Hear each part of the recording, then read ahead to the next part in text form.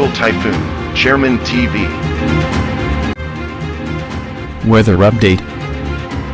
Helping homeless people. Please subscribe.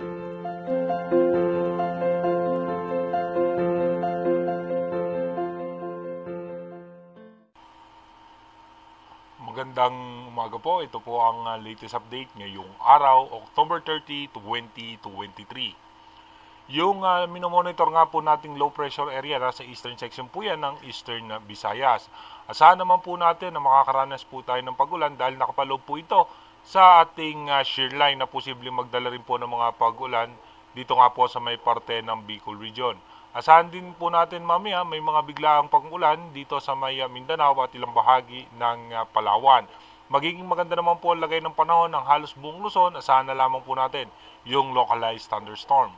At tayo naman po sa ating advanced weather forecast ng European Center. Ito nga pong low pressure area na to, mas bumaba pa nga ang tsansa na maging isang bagyo. Posible nga bago ito tumama sa may parte ng Bicol Region, ito po ay may posibilidad na malusaw. Pero meron po tayong isang low pressure area o sama ng panahon na imomonitor sa ating advanced weather forecast. Dumako muna po tayo sa ating rain map animation.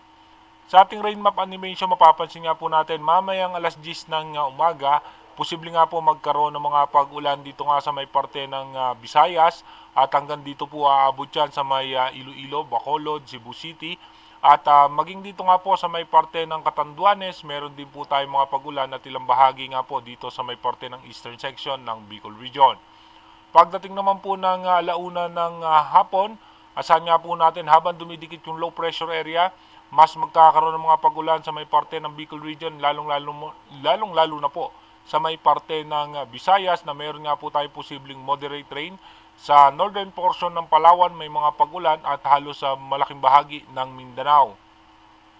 Pagdating naman po ng alas 5 ng hapon, mapapansin nyo nga po tuloy-tuloy magkakaroon ng mga pagulan dito nga po sa parte ng Visayas at maging dito nga po sa may parte ng Bicol Region hanggang sa may Palawan.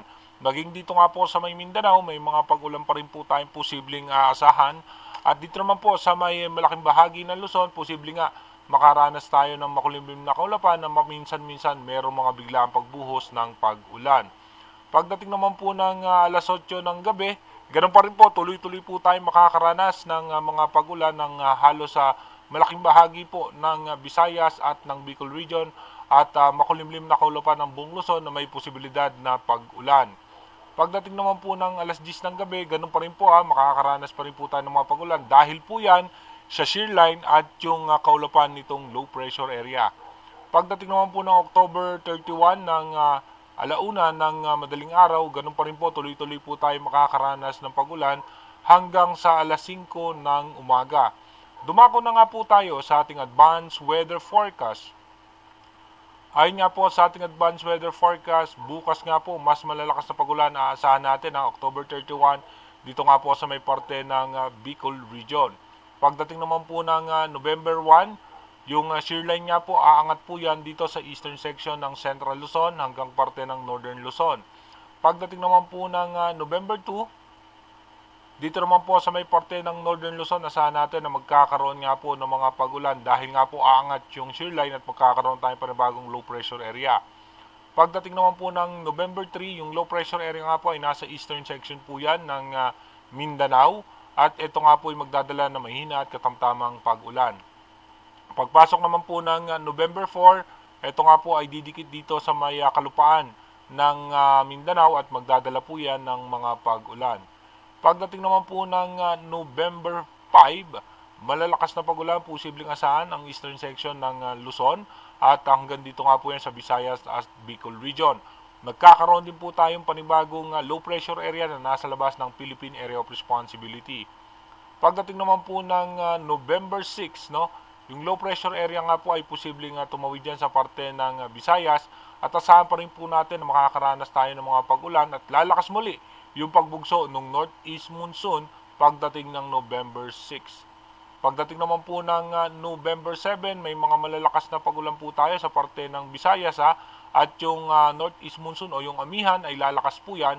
Ang halos buong eastern section ng ating bansa ay makakaranas ng mga pagulan habang yung isang sama ng panahon o low pressure area ay nasa labas pa rin ng Philippine Area of Responsibility. Pagdating naman po ng November 8, yung low pressure area, sa labas pa rin po yan ng PAR. Sa ngayon nga po, as low pressure area pa lamang yung prediction ng European Center at meron pa po itong kasunod agad na nasa labas pa muli ng Philippine Area of Responsibility. Asahan po natin na magiging maulan ang unang linggo ng November, no, hanggang sa second week ng November ay may mga posibilidad na maulan po yung ating bansa. Again, inuulit po natin yung ating advanced weather forecast is possible scenario pa lamang po yan. Malaki pa rin po ang posibilidad na magbago po yan. Kaya manatili tayong tumutok sa ating advanced weather forecast para malaman natin kung ano nga ba yung mga posibleng senaryo nitong nakikita natin yung mga sama ng panahon na posibleng makaapekto sa ating bansa. Mag-iingat po tayo palagi. God bless po sa ating lahat.